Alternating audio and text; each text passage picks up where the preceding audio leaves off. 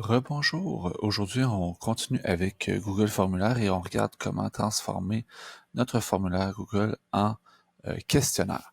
Donc, j'ai créé un petit formulaire de base sur la réduction algébrique avec trois questions. Une question à réponse courte, une question à choix de réponse, choix multiple, et une dernière question à case à cocher. Si je valide de quoi a l'air mon formulaire, je vais aller dans l'aperçu. Donc, mon formulaire, pour l'instant, il a l'air de ça. Donc, une question, choix de réponse, réponse courte, choix de réponse, case à cocher. Comment est-ce que je le transforme en formulaire? Eh bien, première des choses, je vais aller dans mes paramètres et je vais le transformer en questionnaire. Première des choses, comme ça va être un questionnaire que je vais soumettre aux élèves, je voudrais dans mes résultats collecter l'adresse courriel. Donc, je vais cliquer sur collecter les adresses courriels. Si vous partez à partir de Google Classroom, ce serait une bonne idée de cliquer directement là-dessus.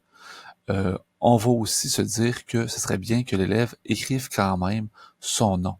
Donc, avant d'aller plus loin, on va aller retourner et rajouter au départ une question qui sera le nom de l'élève. Donc, on va aller dans les questions ici. On va rajouter une question ici qu'on va remonter. Réponse courte.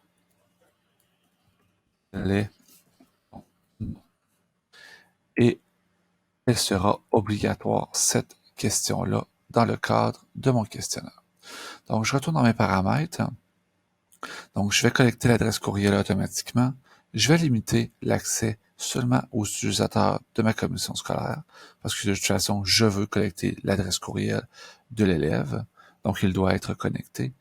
Je vais limiter à une réponse, parce que ça va être une évaluation, donc on répond seulement une fois. Je ne donnerai pas l'option de modifier les réponses après l'envoi et non plus de consulter des réponses des autres participants. Au niveau de la présentation, je pourrais faire trier les questions en mode aléatoire. Donc, à ce moment-là, les questions n'apparaîtraient pas toujours dans le même ordre pour tous les usagers. Et ce qui est vraiment intéressant, c'est la partie questionnaire ici. Donc, pour avoir option à ces accès à ces options-là, on va clocher ici « Convertir en questionnaire » et ça me donne des options supplémentaires. La première ici, c'est le mode verrouillé sur les Chromebooks. Qu'est-ce que ça fait le mode verrouillé? Lorsque je l'active ici, ça fait qu'un élève qui travaille sur Chromebook, sur un appareil géré par l'école ou la commission scolaire, donc ça prend vraiment un appareil qui est géré, à ce moment-là, il ne pourra pas quitter un questionnaire pendant qu'il le fait. Donc c'est bloqué pour lui tant qu'il n'a pas rendu le questionnaire.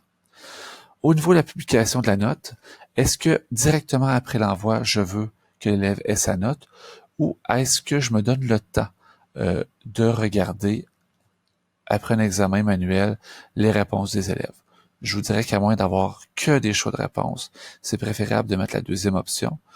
Et comme on va avoir activé les adresses courriels, et on va pouvoir envoyer les résultats à ce moment-là, puisque ça a été activé par courriel. Ensuite, est-ce que le répondant peut voir les éléments suivants? Donc, est-ce qu'il va voir les questions qui auront eu des réponses correctes ou incorrectes? Moi, j'aurais tendance à le décocher pour qu'il voit quelles étaient les questions manquées ou réussies, bonne ou mauvaise réponse, et le nombre de points qui sont accordés.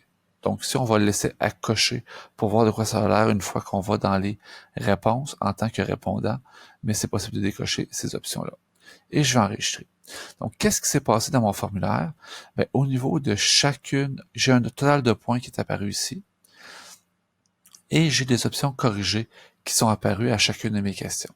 Donc, la question « Quel est ton nom ?» j'ai pas de corrigé à entrer et ça va quand même valoir 0 points, à moins qu'on donne des points à l'élève pour avoir donné son nom.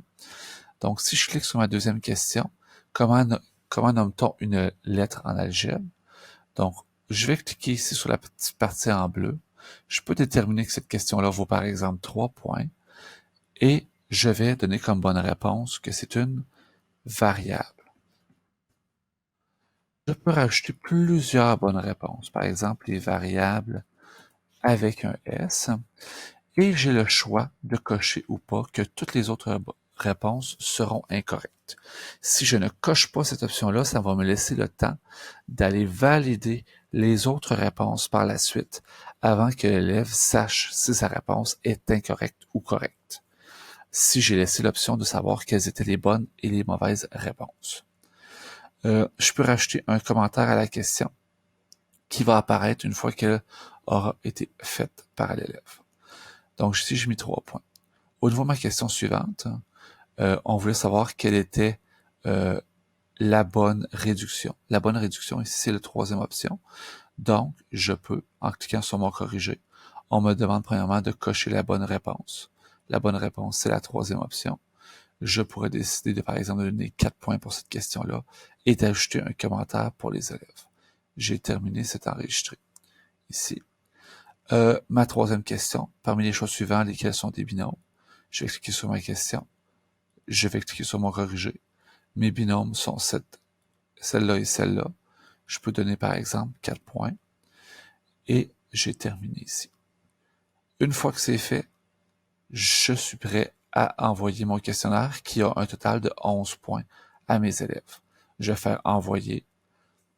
Moi, ce que je préfère, ici je peux l'envoyer par courriel. C'est une option. Sinon, je peux créer un lien, raccourcir l'URL et coller, par exemple, ce lien-là directement dans Google Classroom. Ce serait une option. Je clique sur copier. Le lien est copié. Il me reste à le coller dans Google Classroom.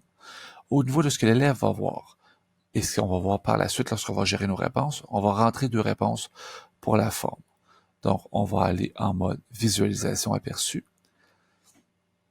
et on va aller répondre. Donc, quel est ton nom? Je vais m'appeler test 1. Quels sont les binômes? Je vais noter que c'est lui et lui qui sont des binômes. Je me trompe par exprès. Cette expression-là ici est la bonne réduction et une lettre en algèbre. Disons qu'on va dire que c'est les variables. J'envoie ma première réponse. Je vais fermer. Je vais faire une deuxième réponse pour être certain. Et là, comme on a récupéré mon adresse courriel, je ne peux pas répondre à mon questionnaire, donc c'est quand même bien fait. On va aller vérifier nos réponses. On voit ici dans mon questionnaire que j'ai rentré une réponse. J'ai un résumé pour les résultats des élèves, les scores, réussite ou échec pour chacune des questions. Ça, c'est en mode résumé. Si je veux pouvoir réattribuer des points aux élèves, je peux aller voir par question. Donc, par exemple, comment nomme-t-on une lettre en algèbre? Je peux faire afficher le corrigé, c'était variable ou variable avec un S qui était accepté. Il y a une réponse qui n'a pas été notée, c'est la réponse les variables. Donc, à ce moment-là, les variables, je peux déterminer que je vais l'accepter et je vais enregistrer. Donc, ça donne tous les points. Je pourrais aussi dire que je ne donne pas tous les points pour les variables. Je pourrais par exemple donner 2 points sur 3. Je vais passer à l'autre question par la suite. Donc, comment nomme-t-on une lettre en algèbre? Si je regarde les autres questions, je vais me tasser ici à la question 3. Lequel des choix suivants est la bonne réduction de cette expression-là? Ici, j'ai mis la bonne réponse. Et parmi les choix suivants, lesquels sont des binômes? Donc, ici, je devais donner 4 points. Donc, une question, ça ici, j'ai une réponse correcte qui est manquante. Donc, qu'est-ce que je vais faire avec cette réponse-là? Est-ce que ma réponse, elle est bonne ou elle n'est pas bonne? Bien, je pourrais par exemple dire que oui, elle est bonne, mais que je donne pour cette réponse-là seulement 2 points sur 4. Et j'enregistre.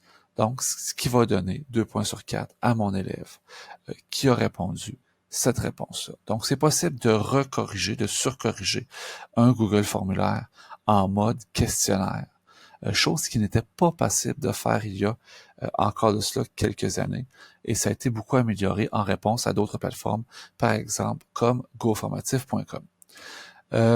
Donc ça fait le tour de nos options pour les questionnaires Google Forms, qui sont franchement très pratiques lorsqu'on travaille avec Google Classroom.